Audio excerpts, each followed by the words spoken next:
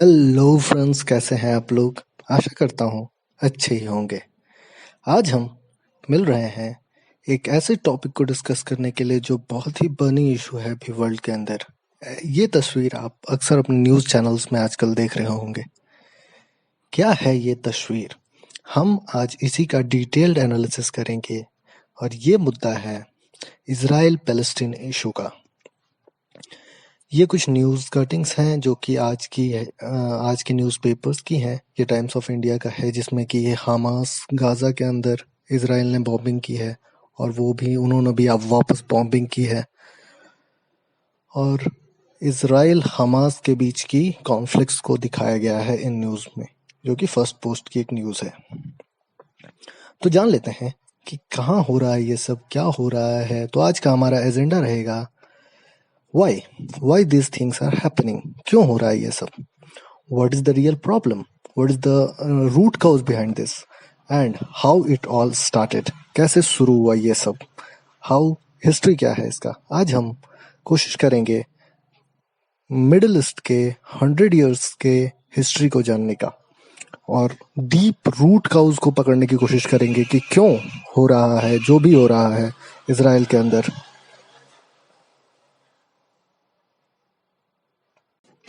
तो इन्हीं 3 टॉपिक्स के साथ हम शुरू करते हैं। यही हमारे मेन क्वेश्चंस होंगे। Why, what is the real problem and how it all started. पहले देख लेते हैं कि कहाँ हो रहा है ये सब, where is it all happening. ये है वर्ल्ड का मैप, आप यहाँ पे देख सकते हैं। ये है हमारा प्यारा भारत, इधर है एशिया, इधर है यूरोप, नीचे है अफ्रीका और ये सऊदी अरेबिया का पार्ट कनेक्टेड होके ये जो बीच का पार्ट होता है इसको जूम कर लेते हैं। ये जो बीच का पार्ट है जिसमें Egypt, Saudi Arabia, Yemen, Oman, Iraq, Iran, Turkey, Syria, Jordan, Lebanon, Israel का इलाका है, ये इलाका को हम कह देते हैं मिडिल ईस्ट। और ये जो इशू है वो रिलेटेड है इसी मिडिल ईस्ट से। और इसी मिडिल ईस्ट में एक छोटी सी कंट्री है जिसका नाम है इजराइल। आज हमारा की टॉपिक यही रहेगा, हम इजराइल को ही डिस्कस करेंगे और इसी से जुड़े मुद्दों को देखेंगे कि आखिर हो क्या रहा है दुनिया में, क्यों इजराइल फाइट कर रही है, क्या हमास क्या है। इन सब टॉपिक को समझने से पहले इजराइल के मैप को अगर हम ध्यान से देखें तो इसमें कुछ वर्ड्स हैं जैसे कि गाजा। गाजा एक छोटा सा पार्ट है इजराइल के अंदर, एक प्रोविंस स्टेट आप बोल सकते हो। तो गाजा जो है वो ये रहा गाजा, एरो से मैंने दिखा दिया है। ये पतला सा जो एक स्ट्रिप दिख रहा है आपको, यही है गाजा। दूसरा है गोलन हाइट्स। गोलन हाइट्स पहाड़ियों का एक रेंज है जो सीरिया और इजराइल को अलग करता है। ये रहा गोलन हाइट्स। और यहाँ पे इजराइल और जॉर्डन के बीच में एक रिवर बहती है जिसका नाम है जॉर्डन रिवर और उसके वेस्ट में लोकेटेड है वेस्टर्न बैंक्स का इलाका। ये जो आपको डार्क ब्राउन कलर का ये इलाका दिख रहा है यही है वेस्टर्न बैंक। इसको अगर हम एरो से दिखाएं तो ये रहा वेस्टर्न बैंक का इलाका। ये है डेड सी, जिसमें कि आपको पता ही है कि कितना डेंस वाटर है कि यहाँ कोई डूब नहीं सकता। और ये जो ट्रायंगुलर एरिया आपको दिख रहा है, ये ट्रायंगुलर एरिया जो है इजराइल के अंदर वो है नेगेव डेजर्ट का एरिया, जो कि most of the part of Israel है। इजराइल का ग्रेटर पार्ट यही है। अब हम देखते हैं कि इजराइल इतनी इम्पोर्टेंट क्यों है। इजराइल है द हॉली लैंड, बहुत ही इम्पोर्टेंट है, एक पिलग्रिमेज की तरह है क्रिश्चियंस के लिए, मुस्लिम्स के लिए और ज्यूज लोगों के लिए। इजराइल को ही हम पैलेस्टीन कह देते हैं, इजराइल को अल शाम कह देते हैं। इजराइल का ही एक नाम कनान भी है। अरबी भाषा में या पैलेस्टीनियन लैंग्वेज में इसको ये सब नाम दिए गए हैं। इजराइल का और जो पैलेस्टीन का इशू है, जो ये इशू है, जो कॉन्फ्लिक्ट है, आज हम वही देखेंगे। तो द ओरिजिन ऑफ डिसीजन के अंदर हम डिस्कस करेंगे कि ये कॉन्फ्लिक्ट का हिस्ट्री क्या है, कहाँ से शुरू होता है ये। तो ये शुरू होता है downfall of the Ottoman empire से। ऑटोमन एम्पायर जो है, सो ये रहा ऑटोमन एम्पायर का मैप, जो कि 1683 that is the 17th century के आसपास की बात है। मिडिल ईस्ट का सबसे बड़ा एम्पायर है ये। मिडिल ईस्ट के इलाकों का सबसे बड़ा एम्पायर है। इसका अगर हम पॉलिटिकल मैप देखने की कोशिश करें तो ये जो ग्रीन कलर से आपको दिख रहा है, ईरान, इराक, सऊदी अरेबिया, इधर का पूरा आपको सीरिया, लेबनान का इलाका, सब जो है सो इसी के पार्ट है। अब हम आगे बढ़ते हैं, अपनी कहानी को आगे बढ़ाते हैं और रीजंस जानने की कोशिश करते हैं जो कॉन्फ्लिक्ट का कारण बनेंगे। राइज ऑफ नेशनलिज्म हो रहा है यूरोप में लेट 18th सेंचुरी के आसपास, और उसका ही रिजल्ट हो रहा है कि ज्यूज लोगों का प्रोसिक्यूशन हो रहा है at large scale in Europe. Through out the Europe Jews लोगों को प्रोसिक्यूट किया जा रहा है, मारा जा रहा है, उनको खदेड़ा जा रहा है। नेशनलिस्ट की भावना उनके अंदर उत्पन्न हो गई है यूरोपियंस के अंदर, एंड ज्यूज को बहुत ही ज़्यादा यहाँ पे परेशान किया जा रहा है।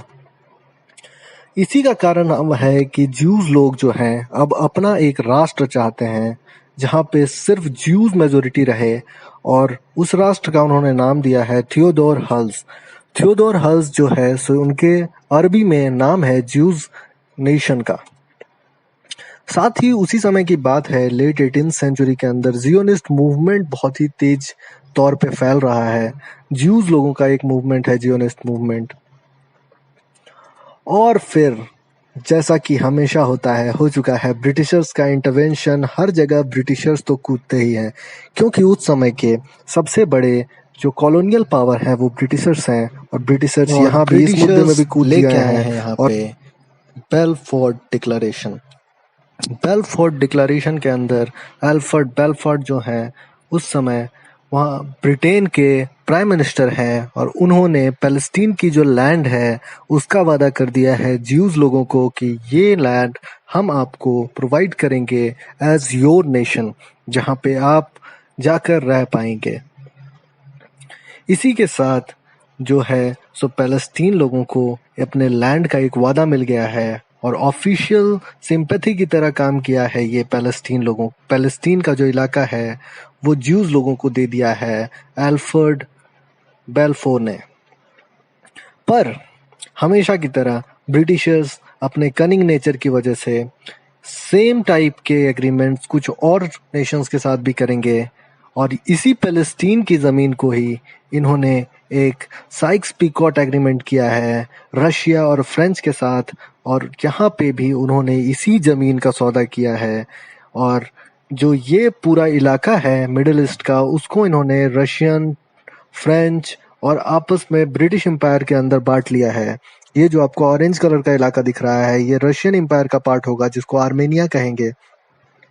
सीरिया का और सिप्रस का जो इलाका होगा वो फ्रेंच लोग रखेंगे, और ये जो पिंक कलर का इलाका आपको दिख रहा है इराक का और कुवैत का इलाका, ये ब्रिटिशर्स अपने रूल में रखेंगे। पैलेस्टीन इसी का पार्ट होगा। तो इन्होंने पैलेस्टीन्स को तो वादा कर ही दिया है कि हम आपको आपका नेशन प्रोवाइड करेंगे, साथ ही इन्होंने ये चाल भी चली है कि इन्होंने एक और एग्रीमेंट किया है और पहले से ही लैंड का डिस्ट्रीब्यूशन कर दिया है 3 बड़े पावर्स के बीच में। और यहीं नहीं रुके हैं ब्रिटिशर्स ने एक और एग्रीमेंट किया है। इन्होंने प्रॉमिस किया है अरब्स को कि हम आपको पैलेस्टीन दे देंगे। अरब लोग कौन हैं? जो इजिप्ट में रह रहे हैं, सीरिया में रह रहे हैं, पैलेस्टीन में भी उस समय जो लोग रह रहे हैं वो अरब्स पॉपुलेशंस हैं, और अरब पॉपुलेशन को इन्होंने वादा किया है कि हम आपको पैलेस्टीन दे देंगे। तो ये है सिक्स पिकॉट एग्रीमेंट का एक मैप, जिसमें कि आप देख सकते हैं सारे डिविजन्स हैं। ब्रिटिश रूल का पिंक एंड ब्लू, फ्रेंच का और रशियन रूल का जो है सो ऑरेंज कलर। ऐसे उन्होंने लैंड का डिवीजन किया है। और जैसे ही वर्ल्ड वॉर 1 खत्म होता है, इनका आता है British mandate of Palestine. Palestine के लैंड को कैसे डिवाइड किया है इन्होंने, ये देखिए। यहाँ जो हुआ, जो लैंड का डिवीजन हुआ, उसके वजह से क्या हुआ, वर्ल्ड वॉर 1 के बाद ह्यूज माइग्रेशन शुरू हो गया है ज्यूज लोगों का, और ज्यूज लोग बहुत हैवी मात्रा में पैलेस्टीन के अंदर आने लगे हैं। और इसी का रीज़न है कि उनका पॉपुलेशन ग्रोथ हुआ है बहुत तेज़ी से, और 27% पॉपुलेशन ग्रोथ हुआ है कुछ ही सालों के अंदर। 3% population of Jews were present in Palestine, लेकिन इस ह्यूज माइग्रेशन की वजह से अब 30% पॉपुलेशन ऑफ ज्यूज हैं वहाँ पे। जैसे जैसे पॉपुलेशन बढ़ा है, उन्होंने ज़मीनें खरीदनी शुरू की हैं, और लोकल पैलेस्टाइन अरब्स जो वहाँ पे रह रहे हैं उनको वहाँ से भगाना या फिर हटाना शुरू किया है। इसी का रीज़न बनता है 1936 में अरब्स जो हैं सो रिवोल्ट कर देते हैं ब्रिटिश मैंडेट के खिलाफ, और वो बोलते हैं कि हम इस मैंडेट को नहीं मानते और आप जो हैं सो इन ज्यूज़ लोगों को यहाँ से हटाएं। पर ज्यूज़ मिलिटेंट जो हैं सो हेल्प करते हैं ब्रिटिशर्स का इस रिवोल्ट को सप्रेस करने में, और इसी तरह ज्यूज़ मिलिशिया के हेल्प से ब्रिटिशर्स कामयाब हो जाते हैं अरब्स के रिवोल्ट को सप्रेस करने में। लेकिन इस रिवोल्ट के साथ ही इनको ब्रिटिशर्स को पता चल जाता है कि अरब्स विल रिटेलिएट सून, इसीलिए ये जो है सो रेस्ट्रिक्शंस लगा देते हैं माइग्रेशन ऑफ द ज्यूज़ को पैलेस्टीन के लैंड पे, कुछ रेस्ट्रिक्शंस इम्पोज कर देते हैं। लेकिन इस रेस्ट्रिक्शन का एक इफेक्ट ये भी होता है कि जो ज्यूज़ मिलिशिया पहले ब्रिटिशर्स का हेल्प कर रही थी वो अब अगेंस्ट हो जाती है ब्रिटिशर्स के, और गुरिल्ला वारफेयर टाइप की एक्टिविटीज़ वो करने लगती है। छोटे मोटे जो हैं सो वो एक्टिविटीज़ करती हैं ब्रिटिशर्स के खिलाफ। 1939 में वर्ल्ड वॉर 2 स्टार्ट हो जाता है, और इसी के समय एक बहुत बड़ा इवेंट हुआ है हॉलोकास्ट इन यूरोप, जो कि ज्यूज़ लोगों का नरसंहार हुआ है बहुत ही लार्ज मात्रा में। करीब 4.2 मिलियन लोगों का यहाँ पे ज्यूज़ लोगों का नरसंहार कर दिया गया है चुन चुन के यूरोप के अंदर। वर्ल्ड वॉर 2 ख़त्म होता है और ब्रिटिशर्स की हालत अब वैसी नहीं रही है जैसे पहले हुआ करती थी, और इसी के साथ इज़राइल एक नेशन क्रिएट हो गया है। ये है इज़राइल का मैप। इज़राइल एक नेशन क्रिएट हो गया है। ब्रिटिशर्स ने मामला जो है सो यूनाइटेड नेशंस को दे दिया है, और यूनाइटेड नेशंस ने एक रिजोल्यूशन पास किया है 1947 में, और उन्होंने ये जो पैलेस्टीन की ज़मीन है उसका 50-50 डिवीज़न किया है बेस्ड ऑन पॉपुलेशन की कहाँ पे किस मेजोरिटी की पॉपुलेशन रह रही है। जहाँ पे अरब मेजोरिटी है उस इलाकों को पैलेस्टीन कहा गया है। ये आप येलो कलर से जो देख रहे हैं ये अरब स्टेट्स हैं, पैलेस्टीन का इलाका, और ये जो आप ऑरेंज कलर से देख रहे हैं ये ज्यूज मेजोरिटी का इलाका है, और ये कहलाता है इज़राइल। तो इसी के साथ शुरू होता है एक स्टेट का बनना जिसका नाम है Israel, creation of Israel. Jews और पैलेस्टीन अरब्स के बीच में जो ये लैंड का डिवीज़न हुआ है, इसके में एक चीज़ बहुत ही इम्पोर्टेंट है कि जेरूसलम की जो ज़मीन है, जेरूसलम का जो इलाका है वो ना ही ज्यूज को दिया जाता है ना ही अरब्स को दिया जाता है। ये इंटरनेशनल कंट्रोल में रखा जाता है इस इलाके को। लेकिन इज़राइल इस पे अपना हक जमाता है क्योंकि इज़राइल को लगता है ये उनका हॉली लैंड है, यहीं से ज्यूज लोगों की शुरुआत हुई थी, इसलिए जेरूसलम का इलाका वो लेना चाह रहे हैं। पर जैसे ही एक नया रिलेशन क्रिएट होता है इज़राइल को झेलना पड़ता है अरब इज़राइल वॉर। अरब लोग इज़राइल के ऊपर अटैक कर देते हैं 1948-49 के अंदर, और इसमें जो है सो Egypt, Syria, Jordan, Iraq attack करती है नए नए बने हुए इज़राइल के ऊपर। इज़राइल जो है इस युद्ध में जीत जाता है और अपनी बाउंड्रीज को बहुत हद तक एक्सटेंड करने में कामयाब हो जाता है। गाज़ा को इजिप्ट ले लेती है, और वेस्टर्न बैंक्स का जो इलाका मैंने आपको बताया है वो जॉर्डन उसको कैप्चर कर लेता है, और बाकी का इलाका जो है सो इज़राइल कैप्चर कर लेती है। तो इस तरह से आप देखिए कि पैलेस्टीन लगभग खत्म हो गई है। ये जो आप ब्लू कलर का इलाका देख रहे हैं ये पुराना इज़राइल का इलाका है, और ये जो पिंक कलर दिख रहा है ये एनेक्सचर किया है इज़राइल ने, इनको जीत लिया है, इनको अपने में शामिल कर लिया है, अपनी बाउंड्री एक्सटेंड कर दी है इज़राइल ने इन इलाकों तक। और ये ग्रीन का जो इलाका दिख रहा है वो इजिप्ट और जॉर्डन ने ले लिया है। तो पैलेस्टीन अब नहीं रहा है, इज़राइल ही रहा है जो भी है। उसके बाद इज़राइल को एक और वॉर झेलना पड़ता है जिसको कि बहुत ही इम्पोर्टेंट है, 6 days of war. 6 day war Israel को झेलना पड़ता है 1967 के अंदर, और ये वॉर भी जो है सो इजिप्ट, सीरिया, जॉर्डन के खिलाफ ही है, जो कि इज़राइल पे दोबारा अटैक करने की सोच रहे हैं, और इज़राइल की बाउंड्रीज पे अपनी आर्मीज को एस्टैब्लिश कर दिया है।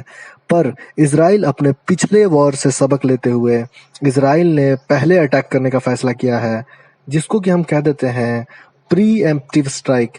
मतलब कि उनके स्ट्राइक करने से, उनके युद्ध शुरू करने से पहले ही इज़राइल ने खुद युद्ध शुरू कर दिया है, और 6 दिन के अंदर ऐसी धूल चटाई है इसने, इज़राइल ने, इजिप्ट, सीरिया, जॉर्डन को, कि आप यही जो इवेंट है ये एक लैंडमार्क साबित होगा आगे के इवेंट्स में, और पूरी दुनिया मान लेगी इजराइल के पावर को।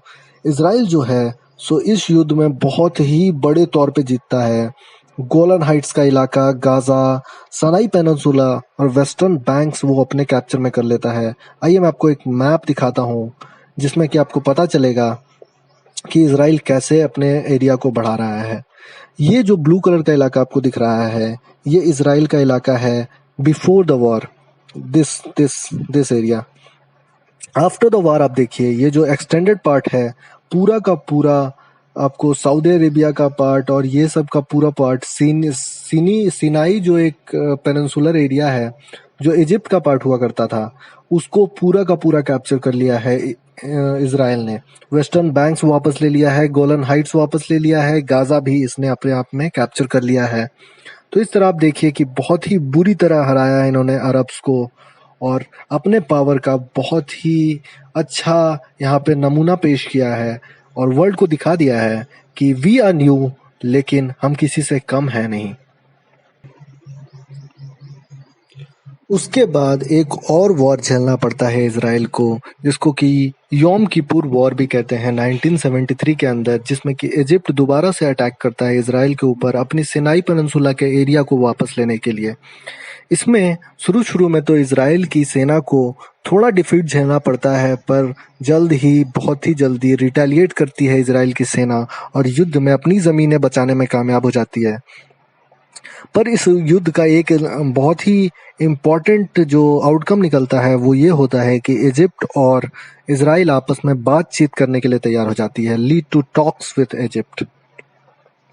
टॉक्स होते हैं, कैंप डेविड अकॉर्ड साइन होता है 1978 के अंदर। कैंप डेविड के अंदर सिनाई पेनिनसुला रिटर्न कर देता है इजिप्ट को इजराइल, और अरब नेशंस जो हैं वो इजराइल को एक रिकॉग्नाइज्ड नेशन के रूप में स्वीकार करते हैं और चाहते हैं कि अब इजराइल के साथ हम पीस एस्टैब्लिश करेंगे। उसके बाद काफ़ी हद तक पैलेस्टीन में पीस है, लेकिन यहाँ पे पैलेस्टीन लिबरेशन ऑर्गेनाइजेशन ने जो है सो अभी भी अपना संघर्ष जारी रखा है, और वो चाहते हैं कि पैलेस्टीन को हम अलग राज्य या फिर अलग देश बनाएंगे, और हम इजराइल को नहीं मानते। इसी के साथ जन्म होता है हमास का। हमास जो कि हम सुन रहे हैं न्यूज़ में, तो ये है हमास। हमास एक पॉलिटिकल ऑर्गेनाइजेशन है इजराइल के अंदर जो कि जन्म लेती है, प्रोटेस्ट और वायलेंस करती है इजराइल के अंदर लार्ज स्केल में। ये एक पॉलिटिकल ऑर्गेनाइजेशन है, या फिर आप ऐसे कह सकते हैं कि ये एक टेररिस्ट ऑर्गेनाइजेशन है। टेररिस्ट ऑर्गेनाइजेशन है जो इजराइल के अंदर जो है सो वायलेंस करती हैं, प्रोटेस्ट करती हैं, और यही है हमास लोग। इन्होंने बुलाया है फर्स्ट इंतफिदा। इंतफिदा का रीजन मतलब है अरब के अंदर अपराइजिंग, मतलब पहला एक रिवोल्ट जैसा इन्होंने बुला दिया है इजराइल के अंदर, जिसके अंदर काफ़ी वायलेंस हुआ है। 100 से ज़्यादा जोइज मरे हैं और 1000 से ज़्यादा पैलेस्टीन लोगों की यहाँ पे डेथ हुई है। हमास जैसे ही एग्जिस्टेंस में आते हैं वो एक नेशनलिस्ट एक्सट्रीमिस्ट ऑर्गेनाइजेशन है जो कि इजराइल को नहीं मानते। उनका मानना है कि there is no nation named as Israel, हम इजराइल नाम के किसी देश को नहीं जानते और हम उसको मैप से हटा के रहेंगे। उनका यही मोटो है। उसके बाद साइन होता है Oslo accords. Oslo accord sign होता है पीएलओ और इजराइल के बीच में। पैलेस्टीन लिबरेशन ऑर्गेनाइजेशन और इजराइल के बीच में ये एग्रीमेंट साइन होता है, जिसमें कि जो रॉबिन एंड अराफत जो लीडर्स हैं पीएलओ और इजराइल के, वो आपस में मानते हैं, एक पीस ट्रीटी साइन करते हैं ओस्लो अकॉर्ड्स के नाम से। इसका जो है सो मीडिएटर बना है अमेरिका। अमेरिका ने मीडिएट किया है, और यहाँ पे पैलेस्टीनियन जो लिबरेशन ऑर्गेनाइजेशन है वो मान जाती है कि अब हम कुछ भी वायलेंस टाइप एक्टिविटीज़ नहीं करेंगे पैलेस्टीनियन लैंड में या फिर इजराइल के अंदर, और हम रिकॉग्नाइज करते हैं इजराइल को as a nation.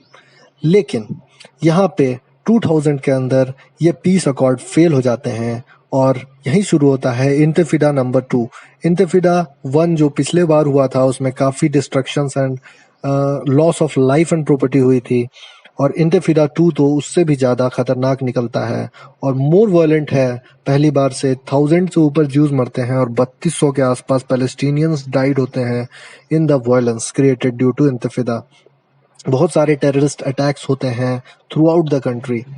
And with this intifada number 2, इसके बाद के इफेक्ट्स को अब हम देखते हैं कि व्हाट हैपेंड आफ्टर इंतफिदा 2।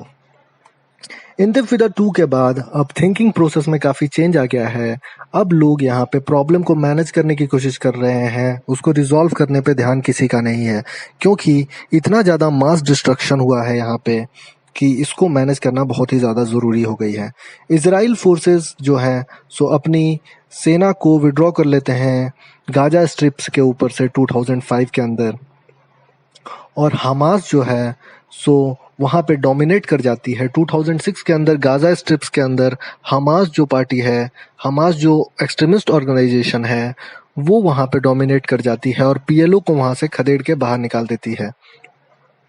पीएलओ का जो पार्टी है, वो पीएलओ जो जिस नाम से रूल करती है वहाँ पे गाजा के इलाके पे, वो है फतह।